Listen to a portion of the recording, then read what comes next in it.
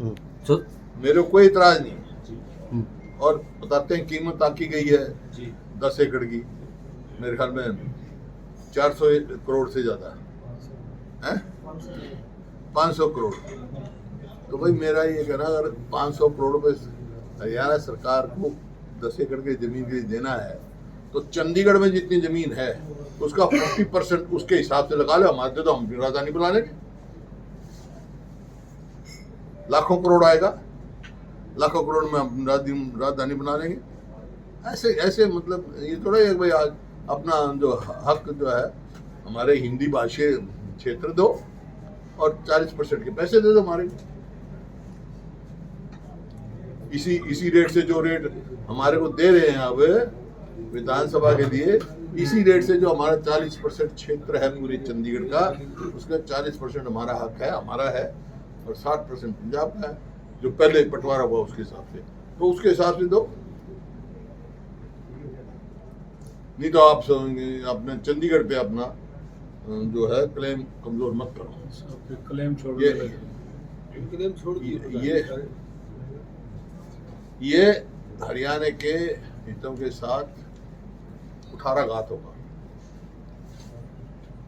वहाँ इसमें जो नॉर्दर्न जोन काउंसिल हुई, उसमें मीटिंग में उठाया गया कि 1000 क्यूसेक पानी नहीं मिलता। अरे मेरे असेंबली की देखो, पिछले कई साल से मैं कह रहा हूँ कि जहाँ जो भाखड़ा मैनेजमेंट बोर्ड में जो पावर का मेंबर होता है वो पंजाब का होता है, इरिगेशन का मेंबर का हरियाणा का होता है। कई साल से वही जगह खाली पड़ी है, तो वो तो होना ही हो कुठाराघात। जब आपका कोई आदमी वहाँ देखने, अपने हक देखने वाला नहीं है। मैंने असेंबली में उठाया था सवाल ये, और अब जो प्रपोजल आई थी उस टाइम भी मैंने कहा, उस टाइम वो हो गया, उसी टाइम इस बात का एतराज करना चाहिए था कि ये था भी मेंबर कहीं से बाहर से ले। ये वहाँ बेसिक जो आज तक चलती रही कन्वेंशन ये थी, इरिगेशन का मेंबर हरियाणा का, पावर का पंजाब का, और चेयरमैन जो होगा वो इन स्टेटों में से नहीं होगा, ना हिमाचल से होगा, ना हरियाणा से होगा, ना पंजाब से, ना राजस्थान से। जो इसमें हिस्सेदारी है उसमें नहीं होगा, बाहर की स्टेट का होगा। आज तक ये चलता रहा। अब पीछे कई सालों से हिमाचल का स्टेट का प्रधान चेयरमैन बना रखा था, और ये एक वो बता रहे थे मेंबर कहीं भी किसी स्टेट का बन सकता है। ये अमेंडमेंट करे, तो ऐसा नहीं होना चाहिए। हरियाणा को अपने, अब हरियाणा के हितों किसी प्रकार से कमजोर नहीं होना चाहिए। यार SYL में मध्यस्थता मांग रहे, मध्यस्थता की जरूरत ही नहीं। सुप्रीम कोर्ट से फैसला फाइनलिटी हो चुका है, और उस मीटिंग में हम भी थे, और उस समय के गृह मंत्री थे राजनाथ, मुख्यमंत्री थे प्रदेश के, मैं था, और सुप्रीम कोर्ट के वकील जो हमारा SYL के थे वो थे वहाँ। उनके सामने मैंने पूछा था कि भाई जो मध्यस्थता की अब जो ये हुआ है, फाइनलिटी हो चुकी, इसमें कोई एग्जीक्यूशन डालने की जरूरत है? क्योंकि नहीं, वो मतलब ही नहीं। अब तो इम्प्लीमेंट करना है। इम्प्लीमेंट बीजेपी की सरकार यहाँ पर है, और बीजेपी की सरकार केंद्र में इम्प्लीमेंट करवाएं। और जो अपना जो ये हमने बनाया था अपना नहर जो दूसरी, उसका सुप्रीम कोर्ट में दिन से पेंडिंग, उसकी मजबूती से लड़े। आसिफ उठाना, उसका गेट खुलवाने का वो करे। वरना क्या आपको लगता है सरकार गिर सकती है? मध्यावधि चुनाव की संभावना कुछ ऐसा है? देखिए, सरकार तो जो है ना, है ही नहीं, तो गिरेगी क्या? सरकार वो गिरती जो हो। जब मैं कहता हूँ ऐसा प्रतीत होता है हरियाणा में सरकार ही नहीं है। इतनी जबरदस्त भ्रष्टाचार, एक के बाद एक घोटाला, एक के बाद एक घोटाला, एक के बाद एक घोटाला। घोटाला शुरू कर दो, कब से है? घोटालों की सरकार है। मिनिस्टर कहते हैं भाई भ्रष्टाचार का काल वो अपने मुंह से कहते हैं। अरे वो तो अपनी सफाई में कहते हैं, लेकिन घोटाला किस कहना है? धान की खरीद का घोटाला, कोरोना में रजिस्ट्री की गीट का घोटाला, और अब ये घोटाला हुआ था इसका शराब का घोटाला, फार्मेसी का घोटाला। किस चीज का घोटाला? अमृत योजना घोटाला। आज भी मैं कहता हूँ, अमृत योजना का जितना बड़ा घोटाला है, CBI से क्यों नहीं जांच कराते? फिर नौकरियों में घोटाला, SS कमीशन में घोटाला हुआ, चेयरमैन बदलना पड़ा। HPSC में जो नगद इतने करोड़ों रुपए पकड़े गए, मेरे से आश्वासन दिया था 5 रुपए हम इंक्वायरी कराएंगे, कह देते SIT बना देते, किसी की रिपोर्ट आज तक नहीं आई।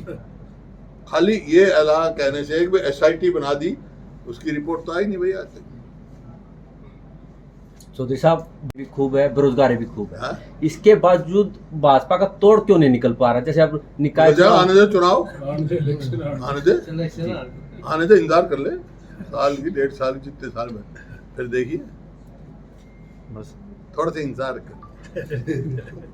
कुलदीप बिश्नोई बीजेपी में जा रहे हैं। बाप का घड़ा भर चुका, फूट जाएगा।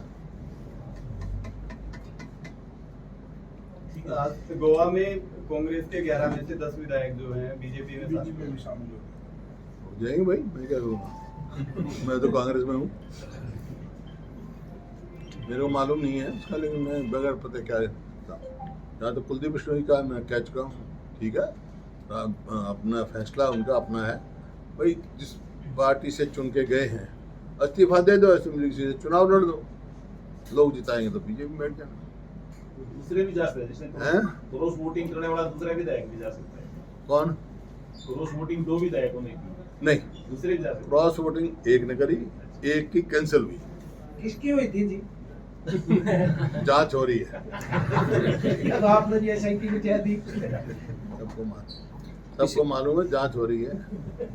चौधरी साहब, हरियाणा से बहुत सी कंपनियां जा चुकी हैं, कोई गुजरात जा रही है, कोई यूपी जा चुकी है, जिनसे भी एक जिप्सम थी वो भी जा चुकी है। क्या लगता है भी सरकार विफल है, नहीं रोक पा रही है? जी, दिल्ली के नजदीक गुड़गांव है और नोएडा है, लेकिन जब हमारी सरकार थी लोगों की प्रेफरेंस गुड़गांव थी, क्योंकि कानून व्यवस्था अच्छी थी, सब अपने आप को सुरक्षित करते थे, जो इन्वेस्ट करते थे वो भी अपने आप को सुरक्षित महसूस करते थे।